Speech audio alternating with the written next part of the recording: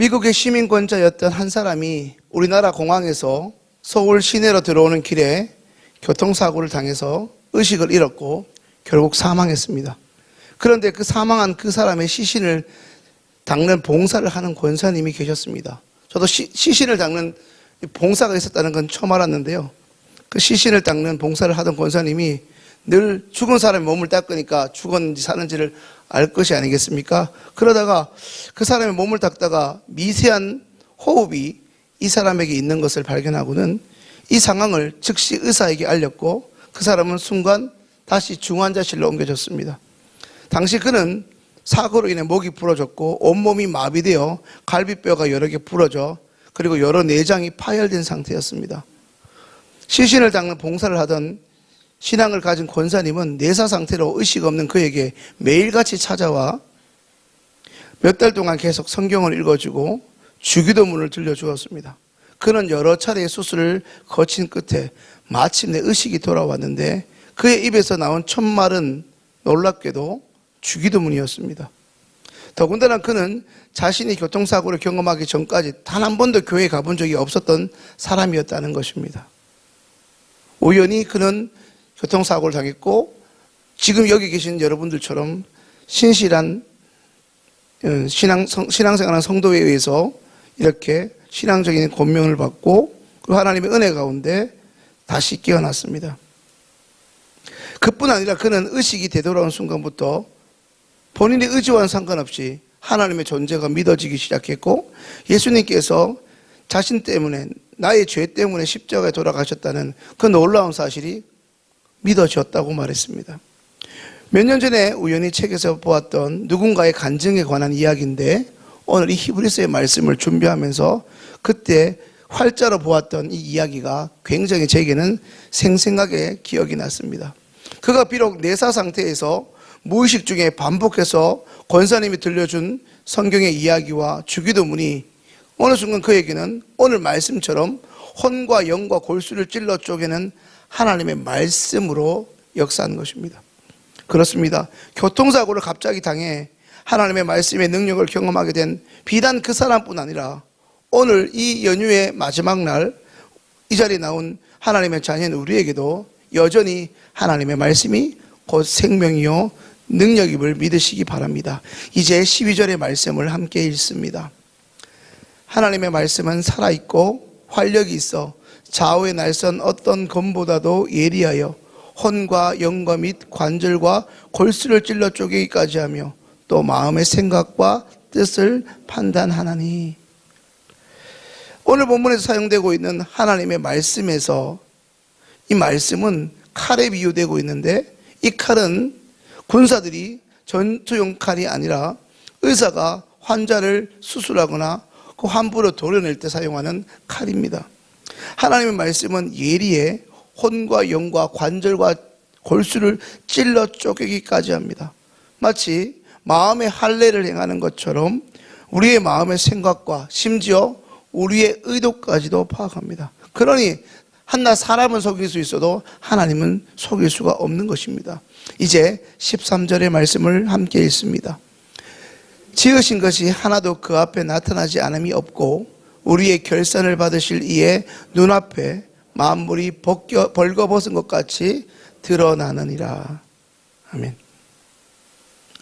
그러기에 우리의 마음을 쪼개고 감찰하시는 살아있는 하나님의 말씀이 오늘 우리 심령에 들릴 때 우리의 모든 것을 이미 다 알고 계시는 하나님 앞에 들려주시는 그 말씀에 합당하게 반응하는 것이 옳습니다. 성도님들 기억하십시오. 하나님의 말씀은 그냥 소리가 아니라 살아계신 하나님의 존재 그 자체입니다. 그래서 말씀은 그 자체로 살아있고 힘이 있는 것입니다. 오늘도 이 새벽 하나님 말씀 앞에 서게 된 것은 우리가 살아계신 하나님 앞에 서 있다는 반증입니다. 창조주 하나님은 지으신 모든 것을 꿰뚫어 보십니다. 그러기에 언젠가 우리가 하나님 앞에 서게 될 그 마지막 날에 우리의 모습은 하나님 앞에서 마치 오늘 말씀처럼 마치 벌거벗은 것처럼 속속들이 하나도 숨김없이 남김없이 드러날 수밖에 없습니다.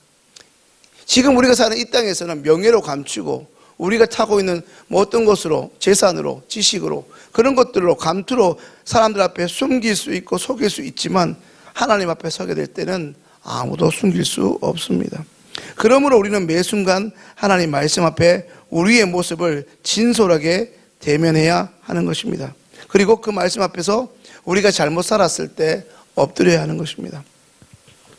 어느 날이었습니다. 상처 입은 독수리들이 모여 있었습니다. 거기에는 왕따당한 독수리도 있었고 배신당한 독수리도 있었고 시험에 떨어진 독수리도 있었고 사업에 실패한 독수리도 있었습니다.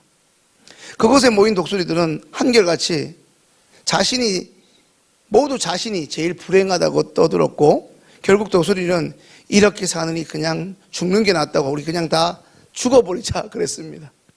독수리들이 이제 죽음의 언덕 밑으로 자신들이 이제 막 떨어지려고 할 때 저 멀리서 영웅 독수리가 날아와서 지금 너희들 뭐 하냐고 막 소리를 쳤습니다. 그래서 그들은 이구동성으로 이 땅에서 우리가 제일 불쌍한 독수리니 그냥 힘들어서 죽기로 했다고. 그러자 그 독수리들에게 이 영웅 독수리가 자신의 몸에 있던 곳곳의 상처들을 보여주며 이렇게 말했습니다.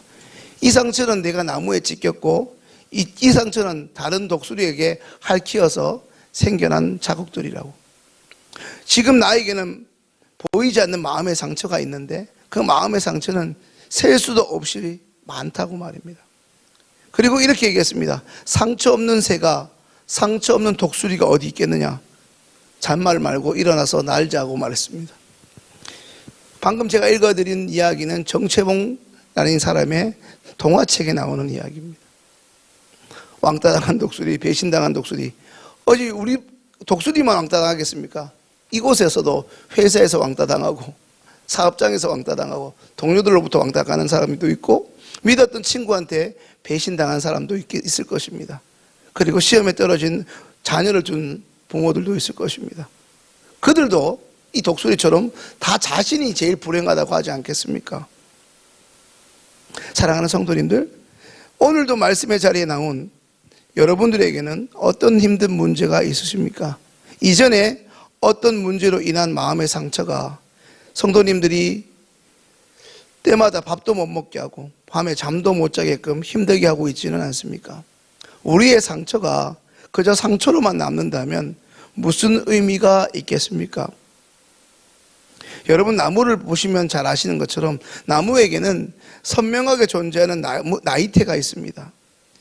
그 나이테처럼 이 자리에 나온 성도님들을 포함해서 누구에게나 지금껏 인생을 살아온 만큼의 아픔과 상처가 있습니다.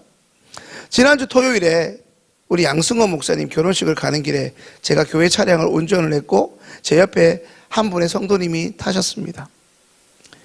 우리 교회 몇 년 전에 등록하신 분이신데 그분은 40대 중반이시고 그분의 아내분이 정확하게 40살에 이 땅을 떠났습니다. 암으로 세상을 떠나신 거죠. 두 딸을 키우고 계신데 요즘에 싱글 맘도 있고 미혼 엄마도 있지만 사별해서 남편이 혼자 두 딸을 키우는 것은 결코 쉽지 않은 것이죠. 거기서 이제 저희 아내랑도 얘기를 하고 저랑도 식사를 하면서 이야기하셨습니다. 그러면서 자신의 지난 힘든 사연들을 담담하게 이야기하시는 것을 봤습니다. 결코 쉽지 않은 이야기를 하시면서 저에게 다음과 같이 말씀하셨습니다. 아내가 떠났던 그 순간은 너무나 황당하고 너무나 어처구니였고 본인도 예수님을 믿는 사람인데 하나님이 두 딸을 생각해서라도 이렇게 데려가시면 안 되는 것인데 도저히 이해가 안 돼서 몇 달 동안은 정말 하나님을 떠났다고까지 말씀을 하셨습니다. 그런데 어느 순간 하나님의 존재가 기억났고 오히려 하나님이 나를 사랑하셔서 내 신앙을 붙들게 하시려고 사랑하는 아내를 데려가신 것 같다. 이제는 하나님께 감사하다고 했습니다. 이처럼 상처를 받아본 사람은 또 다른 상처를 받은 사람을 이해하고 위로할 수 있습니다. 나보다 힘든 사람 위로하라고 나에게 이런 시련을 준 것 같다. 그렇게 말씀하셨던 그분의 말씀이 오늘 말씀을 생각하면서 계속적으로 생각이 납니다. 이제 15절에서 16절 말씀을 함께 읽습니다. 우리에게 있는 대제사장은 우리의 연약함을 동정하지 못하실 리가 아니요 모든 일에 우리와 똑같이 시험을 받으신 이로되 죄는 없으시니라.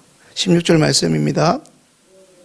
그러므로 우리는 긍휼하심을 받고 때를 따라 돕는 은혜를 얻기 위하여 은혜의 보좌 앞에 담대히 나아갈 것이니라. 아멘. 방금 읽은 15절 16절 말씀처럼 예수님은 우리 상처를 공감하고 치유하시기 위해 친히 그분께서 십자가에 달려 돌아가실 만큼 인간이 가질 수 있는 가장 극한의 고통을 몸으로 경험하셨습니다. 그래서 그것을 한자로 체휼이라고 합니다. 그는 고통을 당하셨습니다. 죄 없은 그분께서 말입니다. 그러니 그분은 인간으로 오셔서 우리보다 앞서 상처를 받으신 분입니다. 하지만 그분은 동시에 치유자 되십니다. 그래서 헨리 라운의 유명한 책의 제목처럼 우리 예수님은 상처 입었으나 치유하시는 상처 입은 치유자이십니다. 예수님은 말씀으로만이 아니라 그분이 경험한 그 상처로도 우리를 치유하십니다. 십자가 앞에 당신의 응어리진 마음과 우리 성도님들의 아픔과 상처를 이제 다 내려놓으십시오. 미움도 원망도 아직도 잊지 못하는 그 당시의 서러움도 이제 예수 그리스도의 십자가 앞에 내려놓으셔야 자유하실 수 있습니다. 영어로 상처를 스카라고 합니다. 철자가 SCAR입니다. 그런데 우리 흔히 말하는 인기 스타, 대중의 스타 할 때 그 스타의 철자가 STAR입니다. 아침 새벽부터 무슨 영어냐? SCAR하고 STAR 뭐가 다르죠? 철자 한 글자가 다릅니다. 잘 이해를 못 하시니까 여러분 좋아하시는 님이라는 글자에 점 하나를 찍으면 남이 되죠. 점 하나 찍으면 의미가 완전히 달라지죠. 그것처럼 글자는 한 글자 차이인데 스카에서 스타는 완전 달라지는 것이죠. 상처뿐인 인생이 하나님의 은혜로, 하나님의 은총으로, 주님의 치유하심으로 별과 같은 인생이 된다는 말씀입니다.